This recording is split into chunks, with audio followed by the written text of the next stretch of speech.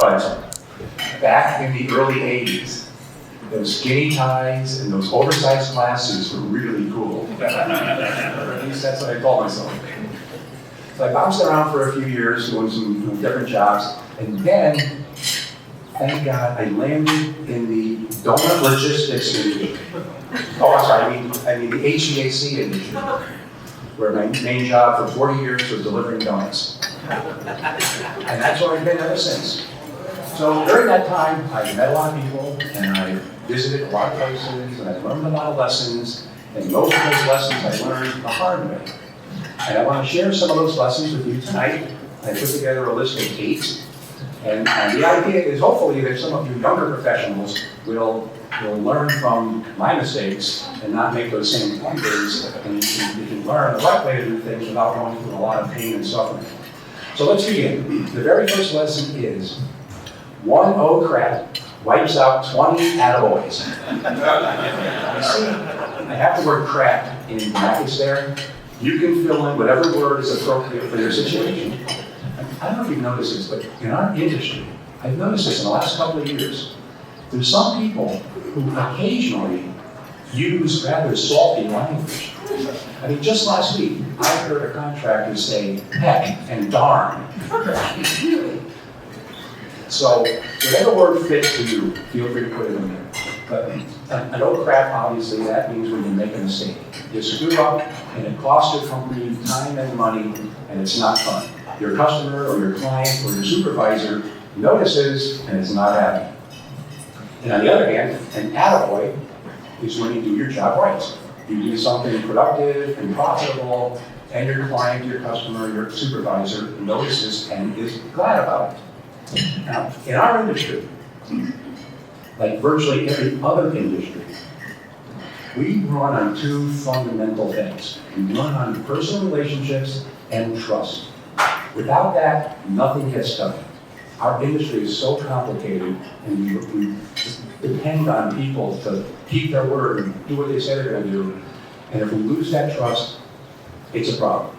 So when you commit an oh crap, you damage that trust. And when you perform an attaboy, you build up that trust. And unfortunately, the ratio is 20 to 1. 1 oh crap can wipe out 20 attaboys. So my very first oh crap, when I went to work for Air Equipment 25 years ago, was a real doozy. I got hired by them to be the engineering marketing manager. And so right off the bat, the first thing I focused on, they started training me on exhaust fans. And so I started working on knowing which types of fans to use and how to use the software and how to read a fan curve and take into account the RPM and sound levels, the horsepower. And so every day I was just doing these exercises of selecting fans, learning how to do it. Well, one day, I had been there maybe 2 months, a contractor called, and he was in a real hurry, had a really urgent situation. And everybody else in the office was busy on the phone with the customer. So I took the call to see if I could help him out. And the situation is this. There was an old blower in a mechanical room being used as a return fan.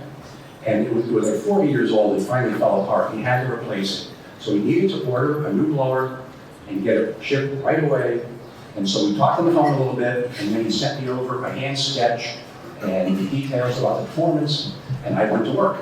I sat down with the software to make a selection and made sure I matched the impeller diameter and the right type of fan and the right motor horsepower, the RPM, and I even remembered to make sure I matched the proper discharge direction. Because those blowers can be 8 different directions. You know, up class, top horizontal, bottom angular. And this one was top horizontal, so I made sure I matched that. And so I looked at, okay, that's a good selection. So then I punched it into this pricing program. And I added in the freight charge, I added in the express ship charge. I even remembered to add in our markup, which I sometimes forget. And that's a really awkward phone call. And so I looked at it, I double checked all my stuff. I said, yeah, I got it right. I did it right. So for a second there, I was going to ask one of the guys in the office to double check my work. And they were all still busy. And besides, I already knew I did it right. So I typed up a quote and I sent it off to the contractor. And he immediately got back to me with a purchase order number and said, get it on order, and it's gotta be at that building's loading dock by 7 a.m. next Wednesday. I said, okay, let's do it. I sent the order to the factory, and I tracked it, and they built it and shipped it in 24 hours, put it on a truck from the Midwest to get to Connecticut a few days, and the next Wednesday morning, at that building, on the loading dock, that fan was sitting there at 7 o'clock. And I love it when a plan works. And then at 8 o'clock, I got a phone call. It was a contractor. And he was not happy. He was screaming at me. He was so mad, he was saying, heck and darn. And he was saying, Bill, I can't use this fan. It's not going to work. I needed a counterclockwise fan, and you sent me the clockwise fan. I was thinking, what the hell is that? I said to him, let me pull the paperwork and I'll call you right back. So then I went to Kenny Hamilton's office and said, Ken, this contractor's screaming at me. We just sent him a fan, and now he's saying it's not going to work. Counterclockwise versus clockwise, or what does that even mean? And that's when Kenny said, heck and darn. See, with a blower, you can build it one way so that the fan wheel spins in a clockwise direction. When viewed from the motor side, of course you know that, right? When viewed from the motor side, it spins in a clockwise direction. Or you can build it in a complete mirror image and it spins the other way. Well, I had never heard that before. I only been there 2 months. And that was a major oh crap. I committed a real big rookie mistake. And I didn't even, we hadn't got to that point yet in my training. See, what the contractor needed was this. We put the blower in the corner of the mechanical room, and then we have a return duct come in here, and then the fan would blow the air into the inlet side of an air handle. Well, what I sent them was this. And if he mounts it in the corner of the mechanical room, we connect the return duct right there, the fan's going to blow the air directly into the concrete wall. Not good. Not good at all. So, what's our takeaway here? First, vent set blowers don't work all that well when you're blowing air directly into a concrete wall. I think that's called a little bit extra pressure drop than we planned on. And the second takeaway is, if you think you've double-checked everything, you probably haven't. And that leads us to our second lesson, which is, when in doubt, shout it out.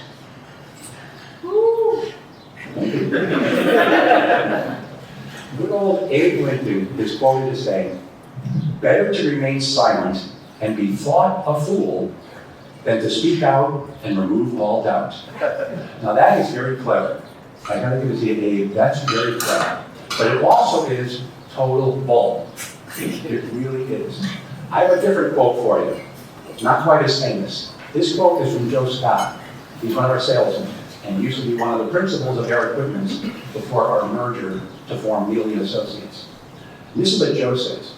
It costs us $500 to fix a mistake when we find it during submittals. It costs us $5,000 to fix the same mistake when we find it after the product has shipped. And it costs us $50,000 to fix a mistake when we find it after the product has been installed. So, code craps come in varying degrees, and the sooner you find the problem, preferably when you're still doing your calculations before you even work up the quote, or before you send those drawings off to the architect, you might lose a little time, but you don't lose a ton of money. Really important. So here, it's really important that you never assume you've covered everything. Now in my case with that counterclockwise fan, I had never even done that before. So I was not just stupid, I was an idiot to not ask for someone to take a look at it, put a second set of eyeballs on it. Because anyone in the office would have said, usually it's spinning the wrong way. Switch that, and then get it perfect. I had to go through all that pain of major old crap, and I only been there 2 months. I thought I was going to get fired. And here's another something important for you younger guys. Guys like me older guys, we sometimes act real grumpy and like we can't be bothered when you come to us with a question, you want us to take a look at something. But really, deep down, we like getting asked questions from the younger guys. Because it's at least we get to put some of our hard-earned knowledge to work to help somebody. So don't ever hesitate to ask the old guys for some assistance. Although if we're in the middle of our acting exam, maybe wait 15 minutes and then ask your question. So our takeaways to your part. You're not as smart as you think you are.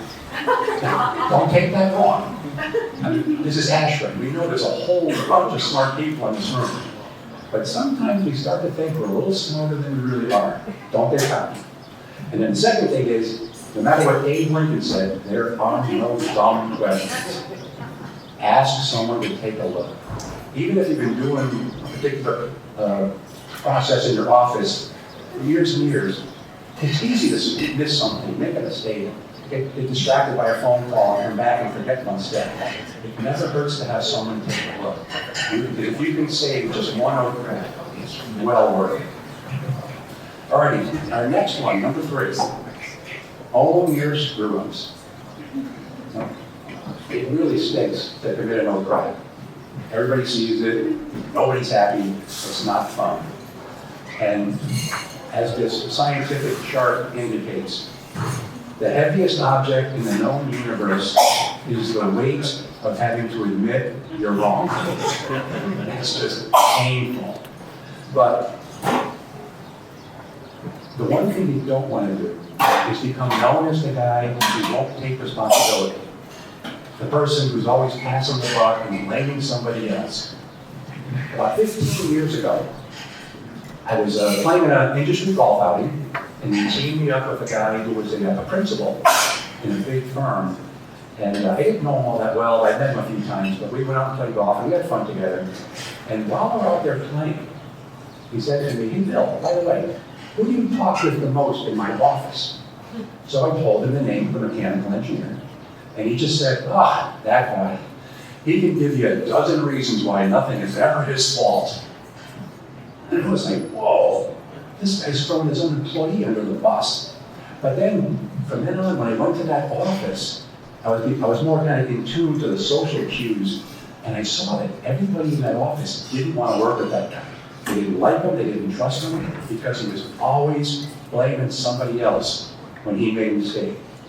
And the other people in the office went out of their way to write these long emails every day, listing, this is what you said today, so that 3 months from now, he can't change his tune and start blaming them for something. And it was a really toxic environment. It really was. So if you make a mistake, you gotta own it, you gotta admit it, you gotta apologize for it, you gotta do whatever you can to fix the problem as best you can and minimize the damage. And then vow never to do it again. Now, in my case with that counterclockwise thing, that was a major blunder and it was so embarrassing. But I never made that mistake again. I probably just jinxed myself, but for the last 25 years, every time I'm talking to anybody about a blower, my first thing is, what's the direction of rotation? Which way's the wheel spin? And I've selected a lot of fans for engineers, and I ask them, which way's it spinning? I don't know. Well, make sure you find out before you approve anything else, because that could be a major disaster. Because with that type of fan, the really fun thing is you can't change it in the field, because it requires a whole new impeller to be built with the backward inclined blades pointing in the other direction. So you basically have a piece of steel garbage sitting there you can't use. So if you screw up, admit it, do your best to fix it, and then do your best not to do that same mistake again. So the takeaways here are, there are worse things in the world than being wrong. Being a jerk, for one. And so don't be that guy. Don't be the guy who's always passing the buck and blaming other people and stabbing others in the back. It's just not worth it. Alrighty, our next one is, don't tell people what they want to hear unless it happens to be true. You know, it's human nature. No one wants to be the bearer of bad news. or in this case, the bearer of bad news. We don't want to tell people what they don't want to hear. That's just human nature. And especially, I know there's a lot of guys in this room right now who are in sales, and they're on commission, and they really want to get a purchase order. And I don't know if you've noticed it, but every once in a while, a salesman might exaggerate a little bit about the performance of the product or the ship date. And the one thing you don't want to do is BS your customer or your supervisor, and then you deflect a little discomfort now, and you guarantee you're going to get a ton of discomfort later. It's just not worth it. And we far too often, we end up fooling ourselves. We actually can talk ourselves into thinking that, yeah, this is going to happen. Even though common sense says, no way, pal. I did that, quite a while ago now. Engineer called me, said they missed something on their drawings. They needed a stainless steel sound attenuator right away. Basically, you had to have it shipped in 2 weeks or less. So give me a change order, get out of this job. And the engineer said to me, Bill, if you can get your factory to ship that in 2 weeks, I'll tell the contractor to buy it only from you, and you can charge him whatever you want. Don't ever say that to a guy in sales. So I started thinking about it. All right, so the lead time right now is 10 weeks. The quick ship lead time is 4 weeks, but that's for standard products. For a custom special like this stainless steel one, it's going to be longer. But then I start thinking, oh, wait a minute. Oh, a few years ago, I called the factory and asked for a special favor. And they did a very similar product and had it out the door in 10 days. So I turn around and tell the engineer, yeah, we can do it. I think we can do that. To tell the contractor calls and get it done. Now, what I didn't factor into my thought process, and it was information that was right there in my brain, was when the factory did that 10-day ship for me years earlier, that was during 2009, during the recession, when everybody was slow, and the factory guys were spending half their day sweeping the floor because they had no work. And when I called asking for that favor, the guy said, hell yeah, we'll do that. We'll start making it before I hang up. Well, when the situation arose years later, we were really busy. The factory had to put on a Saturday shift to try to keep up, and there was no way they were going to do me a favor. But that part of my database, I deleted for a second. And I absolutely convinced myself, we're going to do this. And then guess what got lost 2 weeks later? 20 attaboys, right down the middle. Because I had to make that phone call. Hey, the reason that's not at the job site yet is because they haven't started building it yet. They don't even have the stainless steel into their plant yet. They're not going to start even building it for another month. That was not a fun phone call. So don't just tell people what they want to hear. Don't lie to yourself. Don't delude yourself into thinking.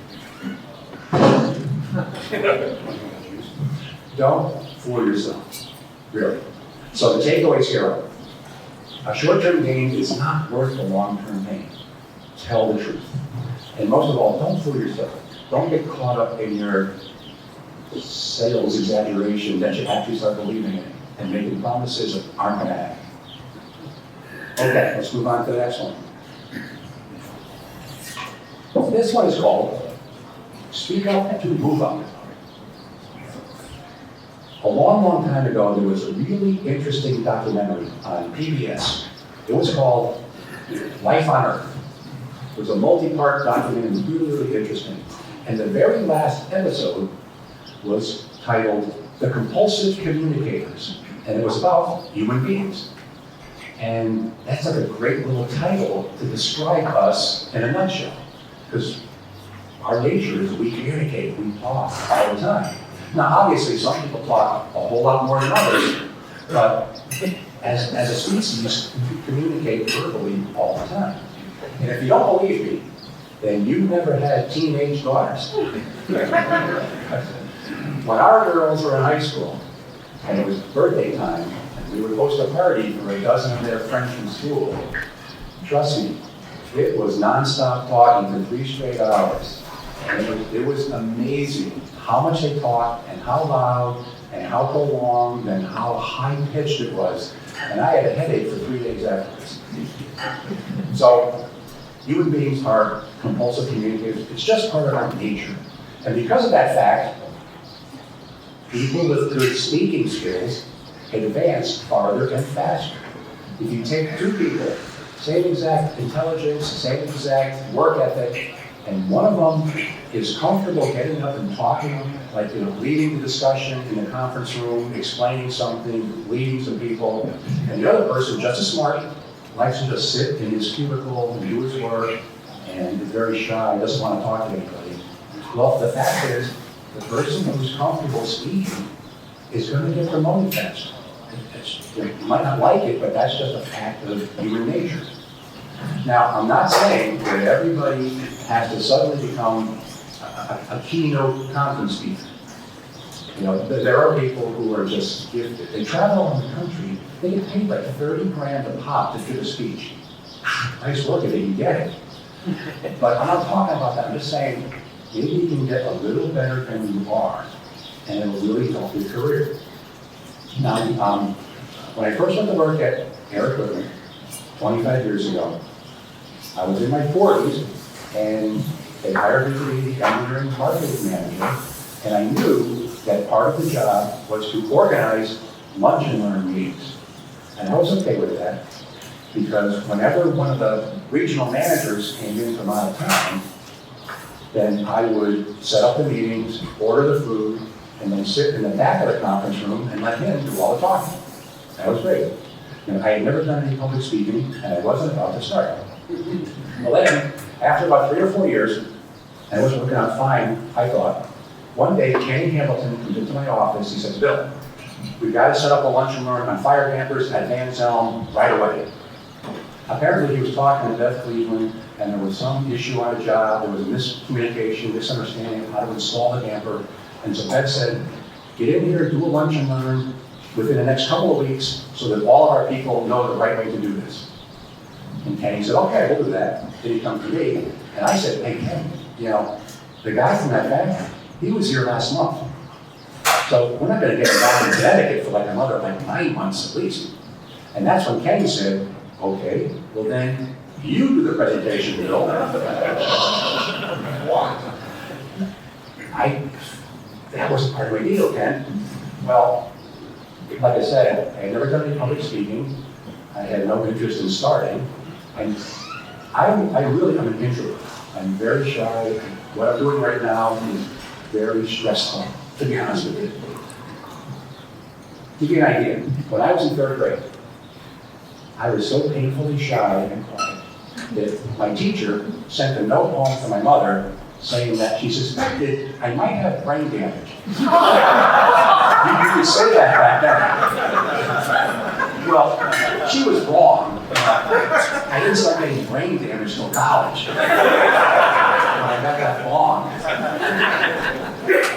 But I was stuck. I had to do it. So I had the factory send me a PowerPoint file with a presentation, and I dug in and started to learn it, memorize it, and practice it, and do my best to try to learn the stuff. And then it came time to do the lunch and learn at Van Zelm. And I just gotta tell you, it was really horrible. It couldn't have gone worse. It was so bad that I wrote about it in my newspaper column, and I'd like to share some excerpts with you of that column. This is from 21 years ago, and the title of the column is it warm in here? Okay. Human beings are very fortunate. We were created with a built-in, automatically activated, water-cooled temperature control system. The primary component of this sophisticated system is the approximately 2.6 million sweat glands located all over our skin. Whenever we become a little too hot or nervous, the sweat glands secrete a bit of moisture, which evaporates and cools us down. The human body's sophisticated temperature control process featuring those 2.6 million sweat glands is a remarkable system. except when it's not. Sometimes this system is not very wonderful. Let me see if I can think of a, for instance. Okay, how about this? A person, who shall remain nameless, is about to give a 1-hour PowerPoint presentation to a group of 20 engineers assembled in a conference room. Even though the unnamed person spent days preparing and rehearsing the presentation and feels fairly confident he knows the material, the moment he says, "Hi, my name is Bill Dunn," a tiny droplet of sweat trickles down the left side of his forehead, past his eye, and down his left cheek. The unnamed person nonchalantly brushes away the sweat droplet and continues talking. Then he notices that his entire forehead has become as dewy as a freshly mowed lawn at sunrise in April. The unnamed person becomes even more nervous, and this additional nervousness prompts the person's adrenal gland to send an urgent hormonal message to every square inch of epidermis, and on cue, 2.6 million sweat glands simultaneously produce a barely perceptible squirt. Well, the squirt of an individual sweat gland is barely perceptible, but when that action is multiplied by 2.6 million, the overall effect on an unnamed person is nothing short of remarkable.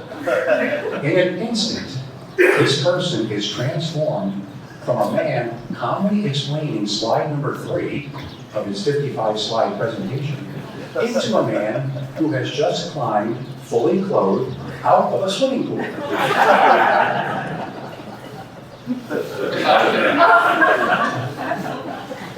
So at this point, with 52 more slides to go, the unnamed person strolls to the side of the room and reaches up and pulls the fire alarm. As the entire building, he calmly walks to his car, drives to the airport, and catches the first flight to Mongolia, where he lives out the rest of his life under an assumed name. Well, I have it on good authority that he at least wanted to do that. So that was my column based on my lovely lunch and learn experience. So the point is, speaking well in front of a group is a really important skill, a valuable skill. Like I said, I'm not saying we need to be, conference speakers, like those people that get paid 30 grand a pop. We're not saying you have to be a podcaster with 5 million paid subscribers. But if you can get a little bit better than you are now, it'll really have a big impact on your career. So, and matter of fact, I'm really not that nervous right now after all these years. That's probably because the drugs just kicked in. No, I'm kidding. I've been clean and sober for 41 years and we've used it.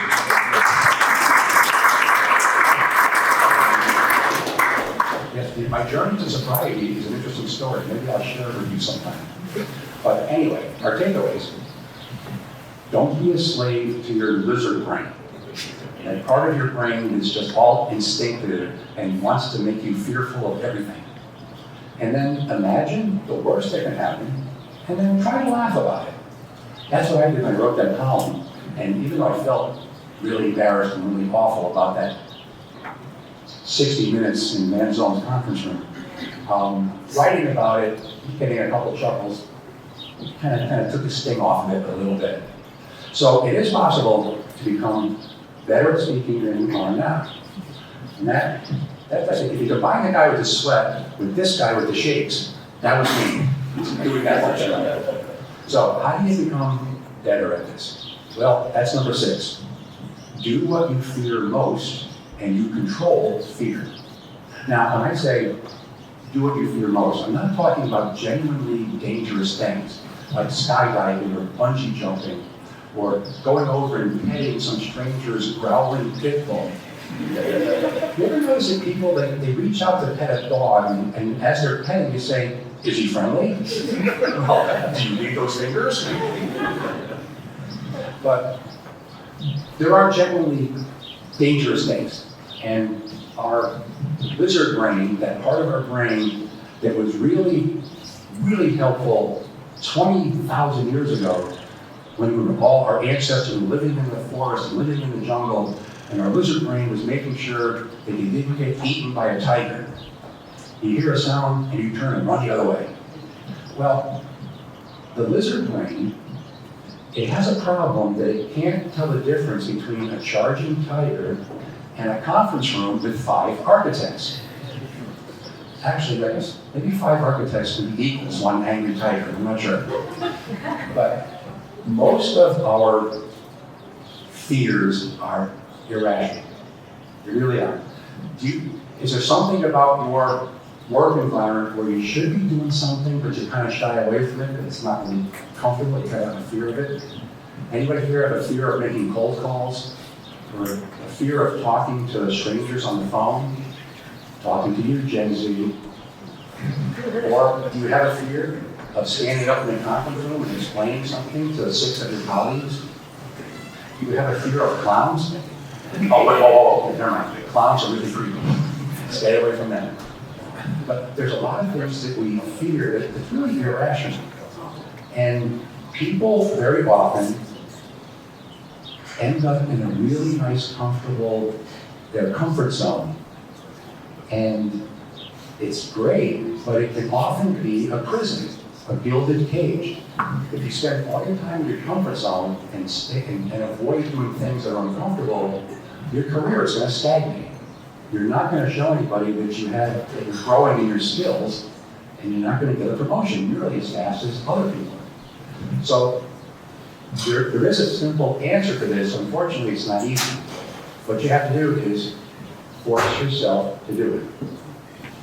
Just like Chris Kringle, put one foot in front of the other. And you'll find that when you step out in discomfort of do something you know you should be doing, it gets easier. Now, when I did that first lunch and learn, that terrible one at Van Zelm, I ended up doing another lunch and learn about 2 months later at BVH.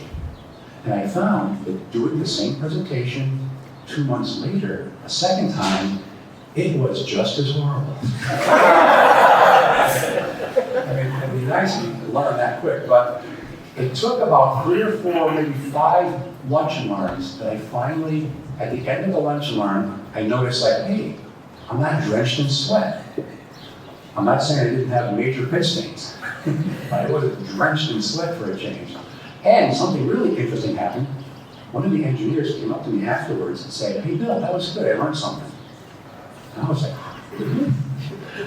I wasn't even focused on teaching anything. My main focus was don't faint. So actually teaching something, that was a bonus. And now that I've done literally hundreds of lunch and learns in the last 20 years, they're never easy, but I did what I feared most, and I controlled fear. Now it's just a little anxious and stressful instead of totally terrifying. It gets better. You just force yourself to do it a few more times. So, takeaway here. Most of our fears these days are irrational. And that old expression from the gym, no pain, no gain. You gotta just step out and do some things that are uncomfortable, and then you'll find after a few times it's not that bad, and then after maybe 20 times you're like, hey, this isn't even that big a deal. I should have done this years ago. All right, let's go on to the next one, number 7. This one is forgive and maybe forget. This one reminds me of one of my favorite stories from the Bible. My old pal, St. Peter. One day he woke up and said, ooh, I got a great idea. I'm going to ask the boss a question, and he is going to give me so many attaboys for this. So Peter goes up to Jesus and says, hey, Master, if my brother sins against me, how many times must I forgive him? Up to 7 times? And Peter knows, he knows Jesus is going to say, whoa, 7, Pete, what are you talking about? 2 or 3 tops, don't be crazy. But good for you, for being so compassionate. Peter just knew he was going to get attaboys for a week. But what happened? Jesus said, no, not 7 times. I tell you, 70 times 7. And that's when Peter said, oh, whoa, wait a minute. when I signed up for this group, no one said nothing about doing math problems. So, it's not good to hold grudges and to be bitter and angry at people. Anybody here ever hear of Irish Alzheimer's? Irish Alzheimer's is when you forget everything except the grudges. And there is a whole lot of that going on in my extended family. And it's really sad. When you hold a grudge, you don't do any damage to the other person. Because usually the people we get really honked off at were just born with this blind spot. They don't realize how annoying they are. And so they go through life fat, dumb, and happy, annoying people all the time, and they don't realize it. So if you get mad at him, you say, I hate that guy, I'm never gonna forgive him. You know who gets hurt? You do. He doesn't care. Holding grudges is not worth it. You gotta let it go. Now, if someone is, doing something causing harm to you, you gotta protect yourself. But let it go. Don't be bitter about it. Because here's our takeaways. Grudges are really caustic. They hurt you way more than they hurt the other person. And people who forgive have way more friends than the grudge holders. Just saying, keep that in mind. All right, now our last one. This one is called Count Your Blessings. Modern society has a really big attitude problem. We have very little gratitude nowadays. We very rarely count our blessings. We get so focused on what other people have that it produces the worst emotion possible. Envy. Envy is horrible. We look at other people who, oh, he's got more money than I do. That guy's got a bigger house than I do. That guy's got more cars than I do. That guy's got an actual state of Connecticut employee pension. I wish I had. That's the only good thing. I know a guy who worked at the state office building 27 years, retired at age 52 with a 6-figure per year lifetime pension. And I obsess about that. And guess what? When I do that, I make myself miserable. Because when we get jealous and envious and forget to count our blessings, we lose sight of all the great things we have. And so it's really important not to get caught up in that.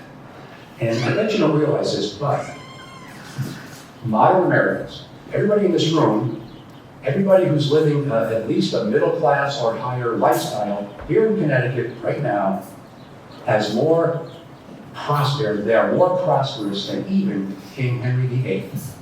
Really, think about it. When King Henry got an infection, what did he do?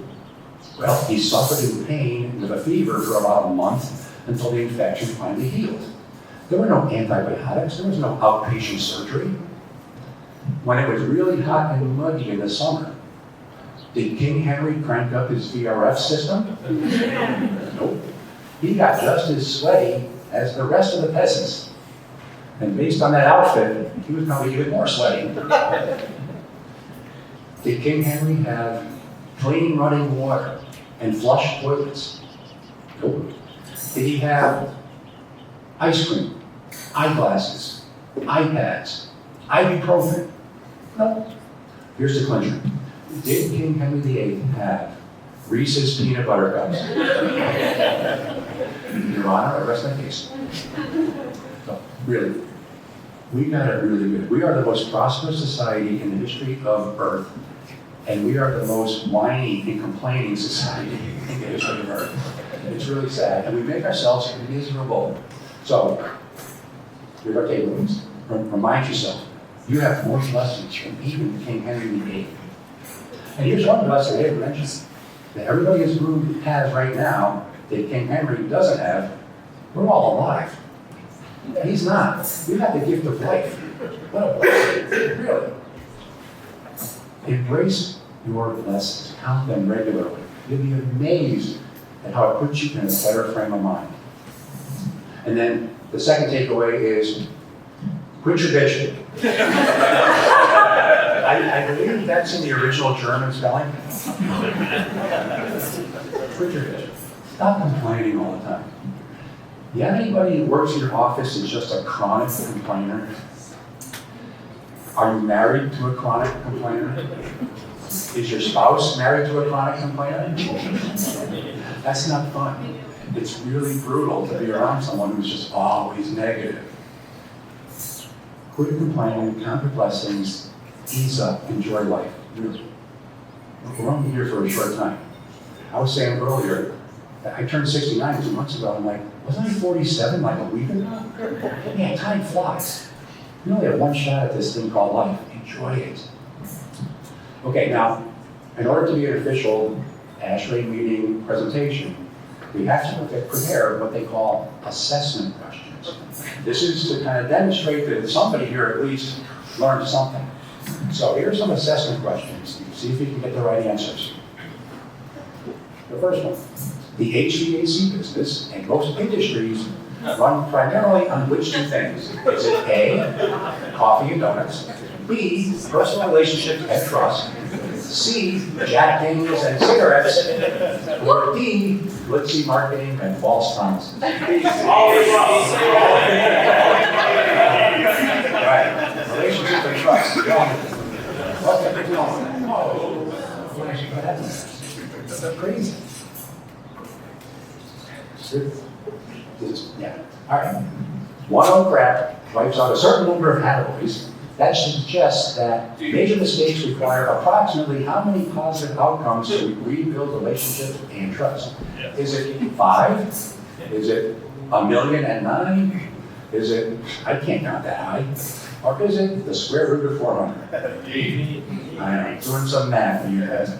20, square root of 400. Now the final one. When in doubt, shout it out. Primarily encourages people to A, talk on the phone loud enough so the whole office hears your personal conversations. B, always be the center of attention. C, ask questions and seek a second set of eyes rather than assume everything is covered. Or D, use profanity when appropriate and especially when not appropriate. Of course, we're HVAC, so it's D. No. Ask questions, get a second set of eyeballs. Okay. Back when I was one of the officers here at the chapter, during the years when I was first doing programming, and then the next year when I was president, 2 decades ago, I got in the habit of bringing a brand new, nice little digital camera with me to the meetings. This was back before iPhones, when they didn't have really good cameras on the phones. And so I took a bunch of pictures at the meetings, and just recently, a couple of weeks ago, I uncovered a whole bunch of these photos in an old directory on an old hard drive. So I just thought I would share some of those with you today. That's me with my fancy digital camera. And I just have one question. Do you recognize any of these guys? Come on, stand still.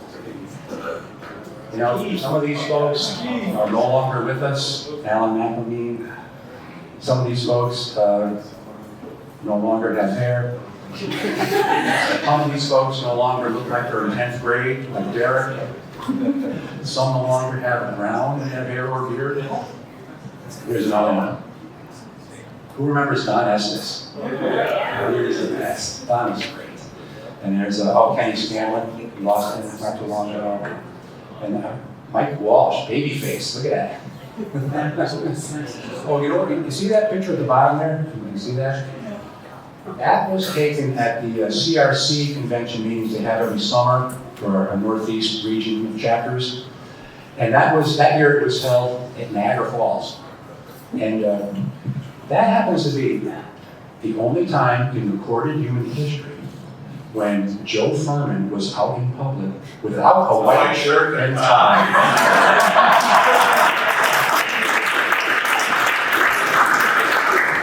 I'm kidding, you're the best guy ever. Here's one. This was a past president's night over 20 years ago. That was back when we used to have past president's night in the December meeting, which was a great idea to ask old guys to come out driving when it's pitch black and 4 o'clock. That's why we switched it to May. But there's some guy called Barry McGinnis, there's Tony Edge, Guy DeFeo. Over on the far right, Gary McDonald. We lost Gary just shy of 2 years ago, right after we had the past president's night meeting 2 years ago. And Gary's the reason why I wear this cross on the outside of my shirt now. It's an interesting story, I'll tell you something. But yeah, I miss him a lot.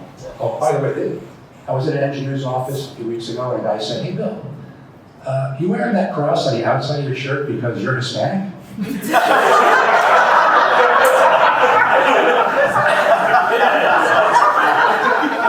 I said, the only thing you could say in that case is, "See, my people." Anyway, here's some more. Oh, Kenny Hamilton, Dave Brown, here's Doug. Swan and Novia. There's a pair that would be three of a kind in any opening. So I just wanted to share some of those photos with you. I found my computer recently. All right, now we come to the point of the program, which is called Shameless Plug Time. Feel free to visit my website, marycatholic.com. I have all my freelance writing there available, and you can sign up, become a free subscriber, no charge. You also, there's a lot of links. You can download the books I've written to your Amazon Kindle. So feel free to go there if you want, marycatholic.com. And now we come to the most important slide of all, the last one. Any questions, any comments? Anybody want to share any boat cracks they might have committed over the years? If not, thank you very much. It's great to be here.